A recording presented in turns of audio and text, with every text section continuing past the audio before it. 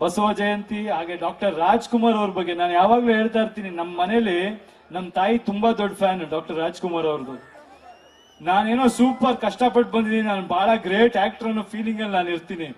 ಸಣ್ಣ ಎಕ್ಸಾಂಪಲ್ ಕೊಡಬೇಕಂದ್ರೆ ಒಂದ್ಸಲ ಮೊಗ್ಗಿನ ಮನಸ್ಸು ಅನ್ನೋ ಸಿನಿಮಾ ಶೂಟಿಂಗ್ ಅಲ್ಲಿ ಯಾಣ ಅನ್ನೋ ಒಂದು ಜಾಗಕ್ಕೆ 4 ಕಿಲೋಮೀಟರ್ ನಡ್ಕೊಂಡು ಹೋಗಿದ್ವಿ ನಾವು.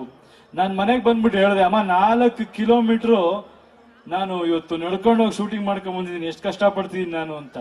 ಅದಕ್ಕೆ ನಮ್ಮ ತಾಯಿ ಅಂದ್ರು, ಡಾಕ್ಟರ್ ರಾಜ್ಕುಮಾರ್ ಅವರು ಒಂದು ಮುತ್ತಿನ ಕತೆ ಟೈಮಲ್ಲಿ 14 ಕಿಲೋಮೀಟರ್ ನಡ್ಕೊಂಡು ಹೋದ್ರಂತೆ. ಈಗ ರೋಡ್ ಮಾಡಿ ನಿಮ್ಗೆ ಈಸಿ ಮಾಡಿಬಿಟ್ಟಿದ್ದಾರೆ, ಅದೇ ಕಷ್ಟ ಅಂತ ಹೇಳ್ತಿದ್ಯಾ? ಅಣ್ಣವ್ರು 14 ಕಿಲೋಮೀಟರ್ ನಡ್ಕೊಂಡು ಹೋಗಿದ್ರಂತೆ ಅಂತ. ಆ ರೀತಿ ನಮಗಿಂತ ತುಂಬಾ ದೂರ ತುಂಬಾ ಕಷ್ಟಪಟ್ಟು ನಿಮ್ಮೆಲ್ಲರ ಜನಮಾನಸದಲ್ಲಿ ಬೆರ್ತಿರೋರವರು ನಮ್ಮ ಮನೆಗಳಲ್ಲಿ ಅವ್ರ ಎಕ್ಸಾಂಪಲ್ ಕೊಟ್ಕೊಂಡೆ ನಮ್ನೆಲ್ಲ ಆಗಾಗ ಎಚ್ಚರಿಸ್ತಾ ಇರ್ತಾರೆ. ಅವ್ರ ಬಂಗಾರದ ಮನುಷ್ಯ ಚಿತ್ರ ನೋಡಿ ಇಡೀ ರಾಜ್ಯನೇ ಕೆಲಸ ಶುರು ಮಾಡ್ಕೊಂಡಿದೆ ಒಳ್ಳೆ ಒಳ್ಳೆ ಕೆಲಸ ಮಾಡೋದಕ್ಕೆ. ನನಗೂ ಅದೇ ಸ್ಫೂರ್ತಿ ಅಂತ ಹೇಳಕ್ ಇಷ್ಟಪಡ್ತೀನಿ. ಒಳ್ಳೇದಾಗ್ಲಿ. ನೀವು ಎಲ್ಲರೂ ಅದ್ರಿಂದ ಇನ್ಸ್ಪೈರ್ ಆಗಿ ಒಳ್ಳೆ ಕೆಲಸ ಮಾಡಿ ಅನ್ನೋದು ನನ್ನ ಒಂದು ಆಸೆ.